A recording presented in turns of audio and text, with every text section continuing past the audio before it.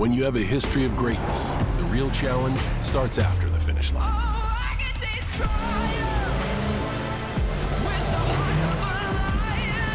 When victory alone isn't enough, you chase something greater, no matter how difficult the path. On the dirt, in the sand, and beyond. The new 2024 Ridgeline, Passport, and Pilot, part of our most rugged trail sport lineup yet. From Honda.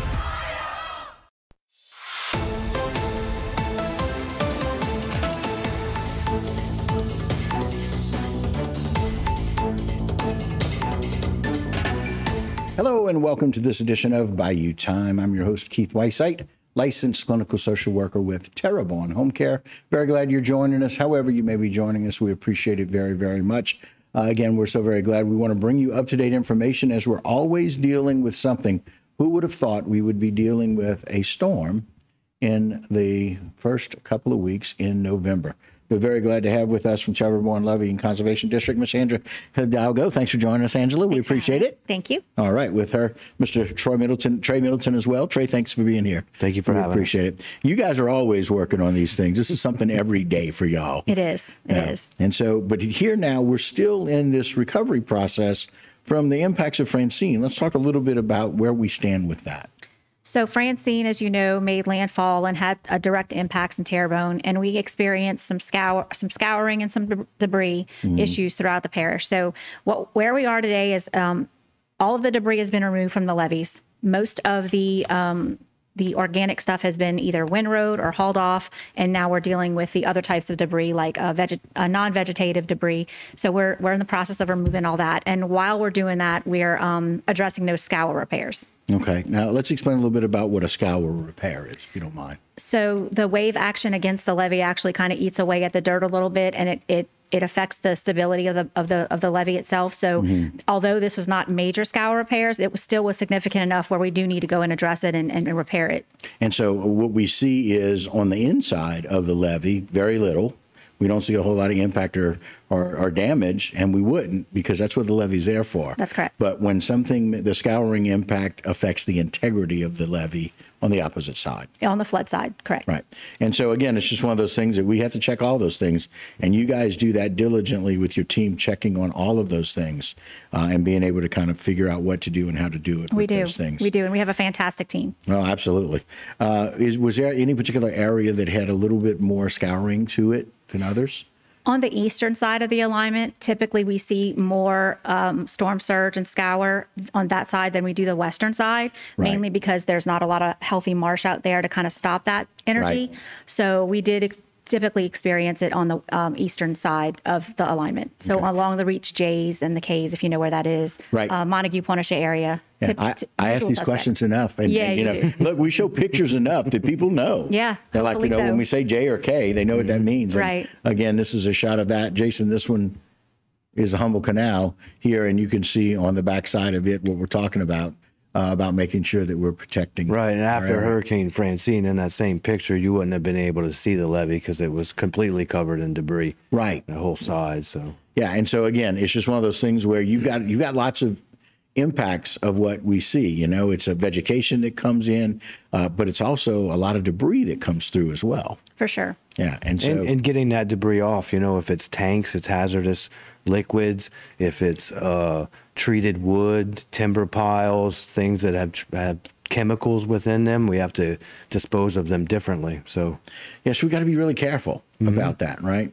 And again, it's just one of those things that you guys work tirelessly at doing. People. I've had discussions with people about flood insurance. It's been a big hot topic. A lot of people's flood insurance has kind of come to renewal here recently, and it's been discussed as much as the election's been discussed. And for me, I've got such pride in what we've been able to do with our levee and conservation district and the levee system that's been one of my comforting thoughts, is that I don't believe that northern Terrebonne or southern Terrebonne inside of the flood zones will flood. There's one interesting statistic that we recently learned, and I'd like to share it with you. Okay. The governor's office asked their economists to quantify how much just the Hurricane Francine saved FEMA in unfiled claims. And just for Francine, it was over $1.7 billion in unfiled FEMA claims. $1.7 billion for that in one unfiled claims. That's right. Because of the quality of our protection. Of the investments that the locals have made in our flood protection system. And that's the taxpayers here in Terrebonne, that's the parish government, that's drainage, it's floodgates and levees, all of that investments, which to date has been over $1.2 billion. Just for this one storm has saved over $1.7 billion. 12 hours, right? Because it was roughly 12 hours where it started, where Martin and I were sitting here watching this storm come through. In 12 hours, we saved FEMA $1.7 billion because of the $1.2 billion that's been raised and inputted. Invested, yes. Invested. That's great.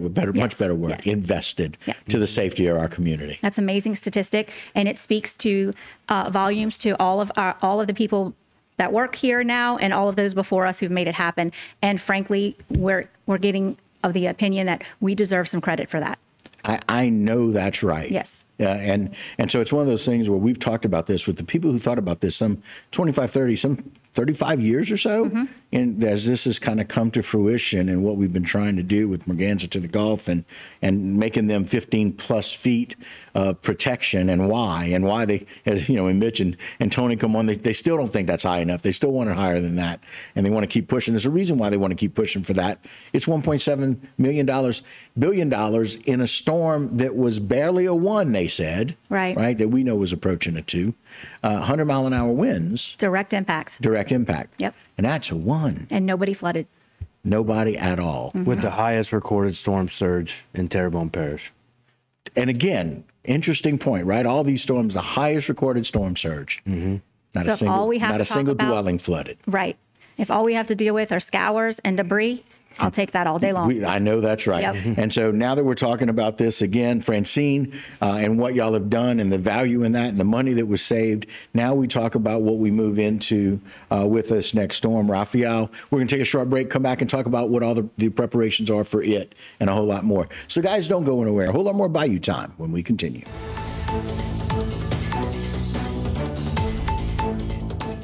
Today's social media segment is brought to you by Alford and Associates for all of your insurance needs.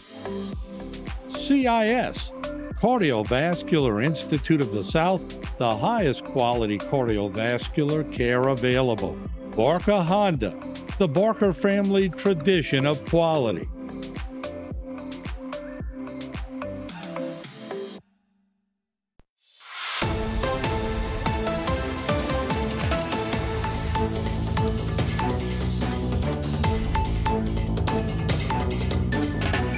Hello and welcome back to this edition of Bayou Time. Again, your host, Keith Whiteside, licensed clinical social worker with Terrebonne Home Care. Very glad you're joining us. However you may be joining us, we appreciate it. And look, so many things happen with our area during a storm, in between storms, next storms, which again, none of us really predicted that we were going to be having this Thanksgiving storm, as Angela mentioned it. But we're very, very glad to have with us two of the individuals from the Terrebonne Levee and Conservation District. Angela Hidalgo. Angela, thanks again for joining us. Of course, Executive Director Trey Middleton as well. Thank you. We appreciate it. So again, one of those things is we very often have what some people would consider to be flooding. It's not really flooding, but we have heavy rains or high tides. We have some low-lying areas. That's just some of those things. And so here we're looking at some of those low-lying areas. Trey, walk us through what happens a lot of times down here.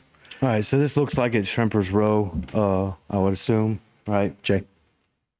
I think, yeah, Shrimpers Row. So this is on the inside of the Houma Nav. Right now, the permitted conditions for the Houma Nav do not allow us just to close it. It's a federal waterway. We can't just close it unless we meet certain permitted conditions, you know. So the water does come up in people's yards sometimes when we get these coastal flood advisories. For instance, this round we were kind of sandwiched between a low and a high.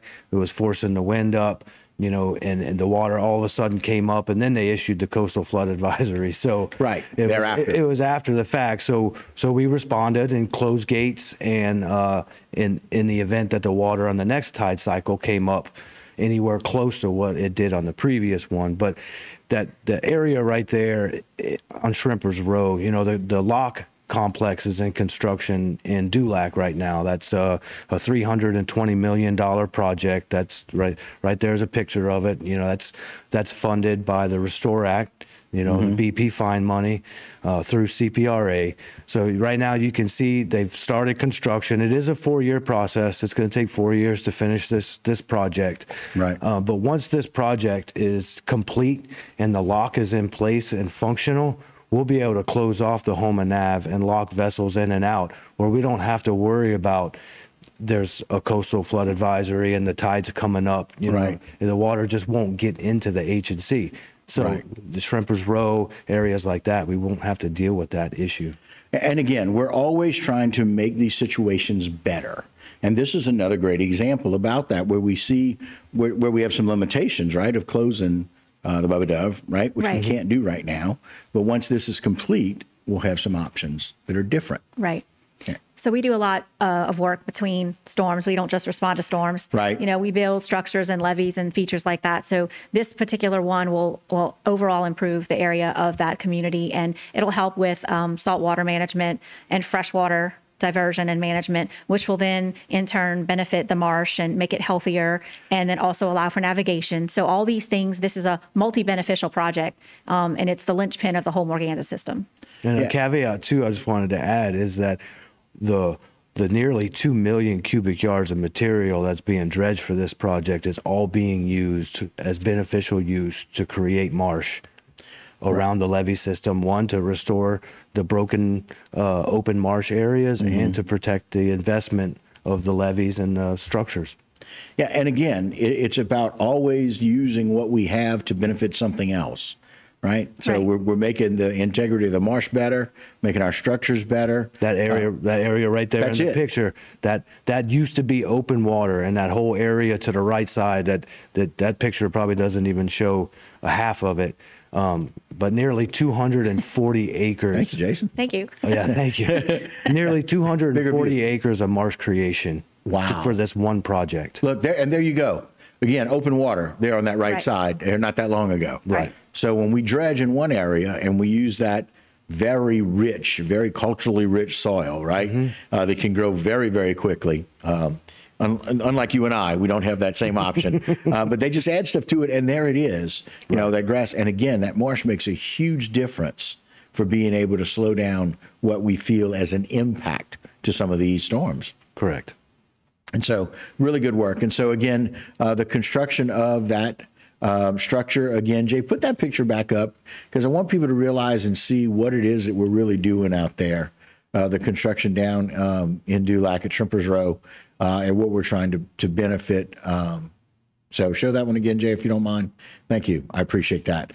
And again, just a lot of work being done. That wall right there, where that flood wall is, most of that will be removed, and that's actually where the new sector gate will be for the front of the lock complex. So that'll be the Gulf side. Then there'll be an 800-foot lock chamber with another sector gate on the north side, which will create the lock. Okay, and again, you know, for those of us that don't know that very much, what a great description to kind of let us know what option we're going to have there and what we're going to be able to do. And as always, this is just one of those things, as Jason showed a picture of the rising water. Very often we have tidal changes that take place in that area. Well, we're working diligently in between some of these impactful storms where we don't have any water. Right? So we have a little water in yards, if you will, no dwellings, but in yards, where we're focusing on what we can improve that with, as we show some of that water down as we're driving down on Shrimpers Row. And so we see the impact of those things, but we're working really hard that when a storm comes and we have some 7, 8, 10 foot of storm surge, we don't have any of that. That's right. And we stay high and dry. And so that's the value of that. And so one of the things that we do when we have impending storms, we rely on the Terrebonne Levee and Conservation District to be able to let us know what areas are going to be closed, what areas are going to be open, and when they're doing that. They have a wonderful text messaging system that helps with that. We want people to be able to get those updates because they're timely and they're in real time. We're going to take a short break, and we'll talk about all the things we're doing to anticipate what's coming up next with Rafael. So, guys, don't go anywhere. We appreciate you staying with us. Y'all don't either. We'll be right back right here on Bayou Time. Today's social media segment is brought to you by Terrebonne General Health System. Your health is our legacy. Rouse's, you're either local or you're not. Buick, the craft of modern luxury. St. Martin and Bork, know your rights.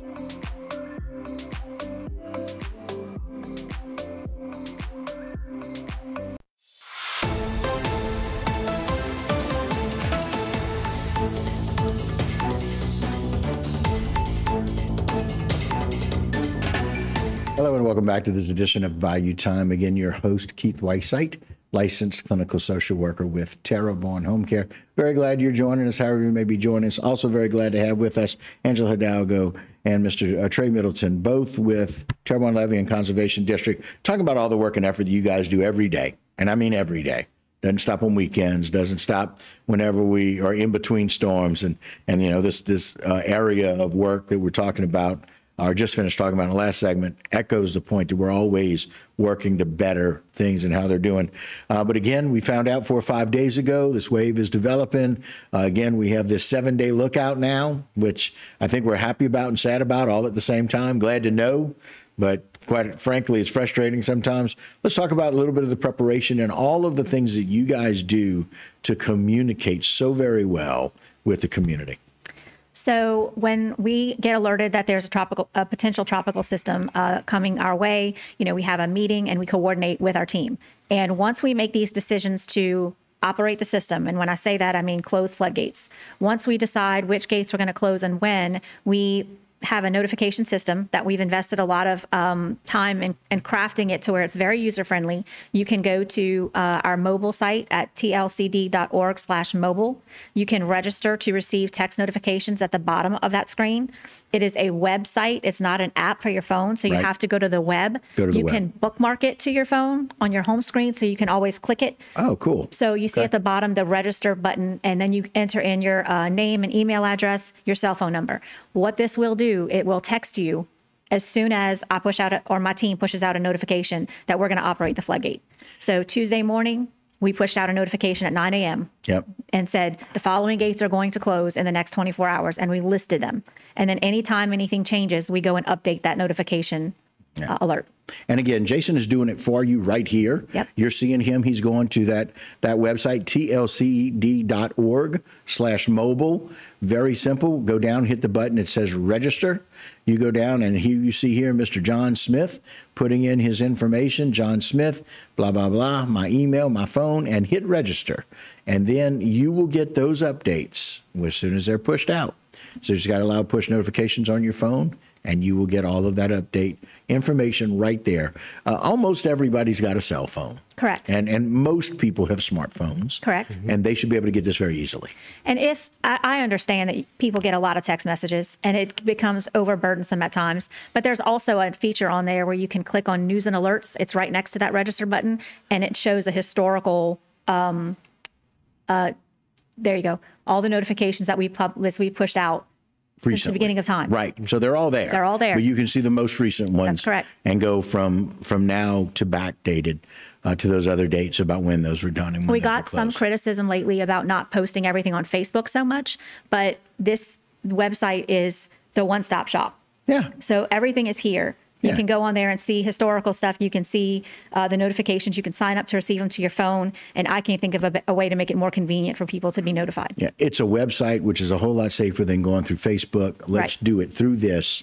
And that way you can guarantee the information that gets out there. That's right. In case somebody is trying to, I know it's hard to believe that some people like to put out fake news. I know it's hard to believe. But again, just the silliness of that. And in fact, quite frankly, I thought somebody might have been messing with me when they said that this storm was forming on the 1st, on Friday, where we got the information. Can we talk about a few of these gates that we know of now? Yeah, so floodgates.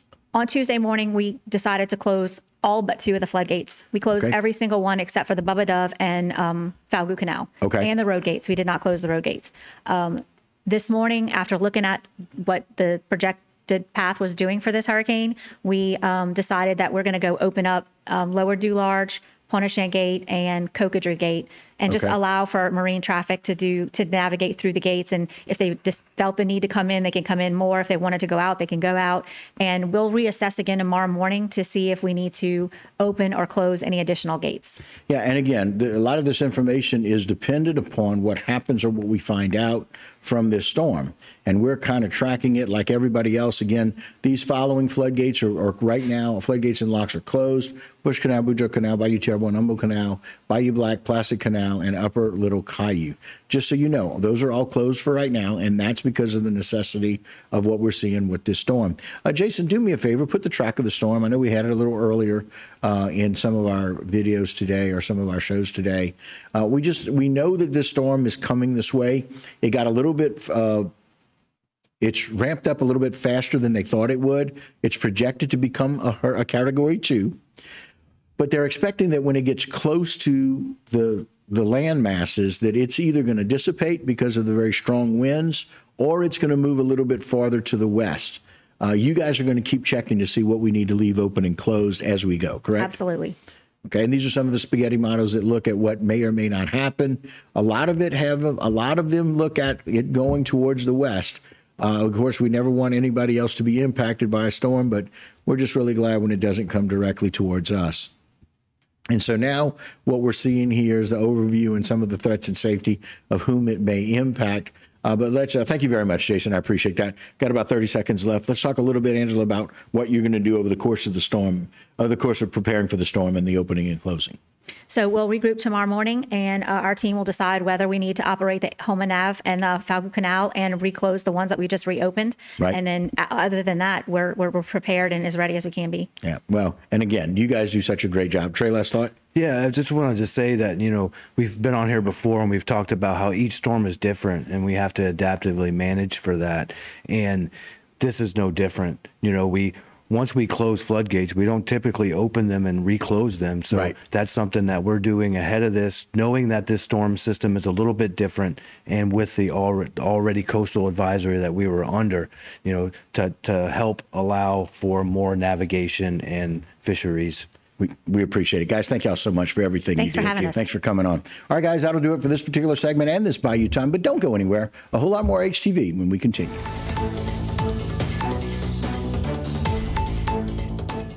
Today's social media segment is brought to you by South Louisiana Bank. It's better when we bank together. Waits and Downer, attorneys at law. Terrebonne Ford, built Ford tough.